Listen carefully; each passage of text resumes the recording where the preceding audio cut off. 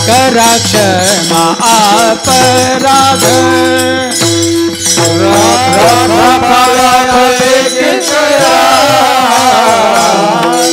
राखा पायापैकी करा करा क्षमा अपराध करा क्षमा अपराध महाराज तुम्ही सिद्ध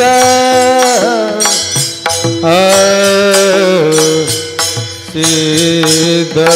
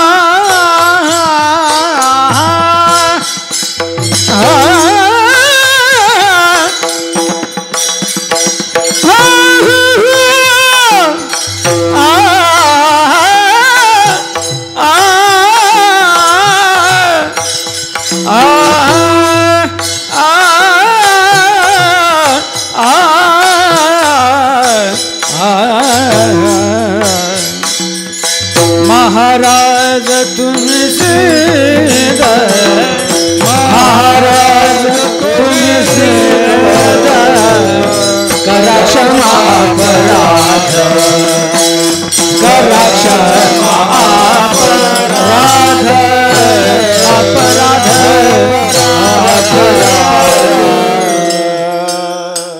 तुका म्हणे ज्ञानेश्वरा राखा पाया पे किंकरा.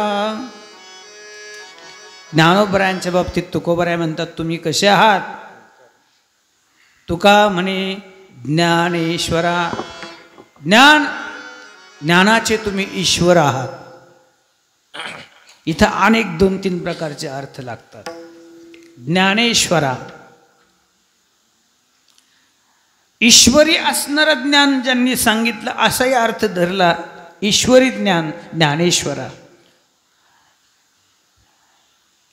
जे ज्ञानाचा ईश्वर नव्हे जे ईश्वरी ज्ञान आहे अशा पद्धतीनं तुका म्हणे ज्ञान ईश्वरा. तुम्ही ज्ञानाचे देखील कोण आहात. ईश्वर आहात. ज्ञान तुमचं कोण आहे. भक्त आहे असं म्हटलं तरी काय वावगं ठरत नाही. ओवी आहे पण मला आता ती आठवत नाही. अशा पद्धतीनं वर्णन करताना जगद्गुरु तुकोबराय म्हणतात तुम्ही ज्ञानाचे ईश्वर आहात. नव्हे तुमच्यात तुम्ही जे ज्ञान ओतप्रोत ज्ञानेश्वरीमध्ये जे ज्ञान भरलेलं आहे. ज्ञानेश्वरीत कोणतं ज्ञान नाही सांगा ना तुम्ही. संपूर्ण ज्ञान आहे. 16व्या वर्षामध्ये जगतातलं कोणतंच ज्ञान असं ठेवलं नाही की ते ज्ञानेश्वरीमध्ये सांगितलं नाही. जेवढे मोठे तत्वज्ञानी विद्वत्ते तत्वनिष्ठ पण ते सुद्धा ज्ञानेश्वरीचा अभ्यास करून जे काही सिद्धांत जे काही सगळे जेवढे काही संशोधन करून संशोधामध्ये जे काही आतापर्यंत प्रयोग झालेत आणि जेवढ्या काही गोष्टी प्राप्त झाल्यात त्याला कारणसुद्धा ज्ञानेश्वरीचा केलेला अभ्यास. त्या तत्वनिष्ठांनी तत्वज्ञान्यांनी ज्ञानेश्वरीचा अभ्यास करून त्याच्यातून अनेक प्रकारचे शोध लावले. म्हणून ज्ञानोबरायांचं ज्ञान हे आगाध आहे. मग आपल्या जीवनामध्ये ती ज्ञानेश्वरी वाचायला पाहिजे. नवे आपल्याला वाचायचे असेल तर वाचा. माझं काही म्हणणं नाही. वाचायचं असेल तर वाचा. काही माणसं म्हणतात आम्ही वाचणारच नाही. नका वाचू. वाचणार नसेल तर नका वाचू. तुम्हीच म्हणत असेल आम्ही वाचणार नाही. आता समाजाला सरकारला तरी आपल्या जनसंख्या कमीच करायची. आपण म्हणलो आपण वाचणारच नाही तर वाचणार नाही.